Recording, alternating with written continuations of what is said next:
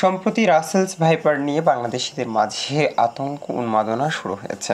মনে হচ্ছে এতটাই জোরালোভাবে আওয়াজ দেওয়া হচ্ছে যে রাসেলস ভাইপার ছাড়া আর কোনো সমস্যা বাংলাদেশে নেই।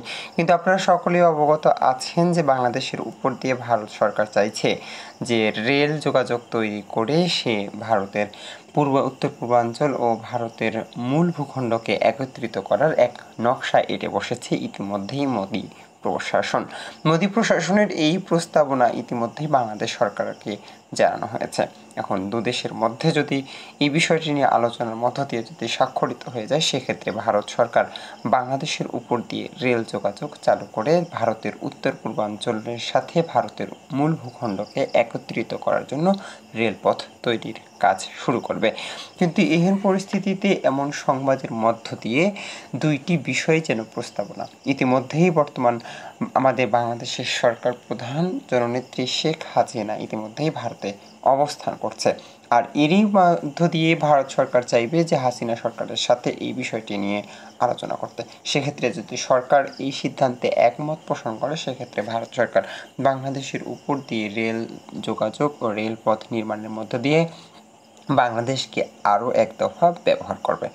এক্ষেত্রে বাংলাদেশের মানুষের মতামতের ভিত্তিতে যে তথ্য পর্যবেক্ষণ করা হয়েছে, সেখানে অনেক বাংলাদেশিরাই তাতে বলেছে এতে করে বাংলাদেশের স্বাধীনতার সার্বভৌম একটি সংকটের সৃষ্টি হবে।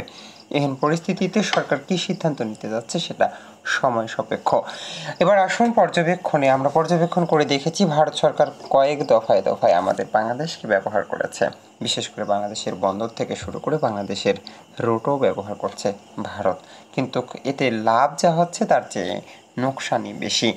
বাংলাদেশ সবসময় চেয়েছিল ভারতের কাছে যে ভারতের যে চিকেন নেক রয়েছে, অর্থাৎ পঞ্চগড় জেলার উপর দিয়ে ভারতের যে 22 কিলোমিটার প্রশস্ত একটা চিকেন নেক রয়েছে, সেই চিকেন নেক ব্যবহার করে ভুটান, নেপাল ও চীনের সাথে সড়ক পথ তৈরি করে বাণিজ্য তৈরি করা, বাণিজ্যের একটা নতুন দিগন্ত উন্মোচনের চেষ্টা করেছিল বাংলাদেশ সরকার। কিন্তু সেই চেষ্টা ভারত সরকার ভেস্তে দিয়েছে কয়েকবার আলোচনা করেও সেসব বিষয়ে সুনির্দিষ্ট কোনো তথ্য পাওয়া যায়নি ভারতের পক্ষ থেকে। এতে করে বাংলাদেশে ক্ষতিগ্রস্ত হতে হয়েছে এবং যোগাযোগের ক্ষেত্রে এখনও পিছিয়ে থাকতে হয়েছে ভুটান, নেপাল সহ চীনের মতো দেশের সাথে। এছাড়াও ভারতের সাথে কয়েক দশক ধরে চলে আসা দ্বন্দ্ব, তিস্তা চুক্তিও এখন পর্যন্ত সমাধান করতে পারেনি ভারত সরকার। কিন্তু ভারত সবসময় বাংলাদেশকে ব্যবহার করেছে তাদের বাজার মতো করে। তাদের পণ্য ইতিমধ্যেই বাংলাদেশিদের ঘরে ঘরে পৌঁছে দেওয়ার গুরু দায়িত্ব নিয়েছে যেন ভারত সরকার। কিন্তু এহেন পরিস্থিতিতেও লাভের মুঠো দেখলেও বাংলাদেশ যেন সীমিত আকারেই লাভবান হচ্ছে ভারতের কাছে।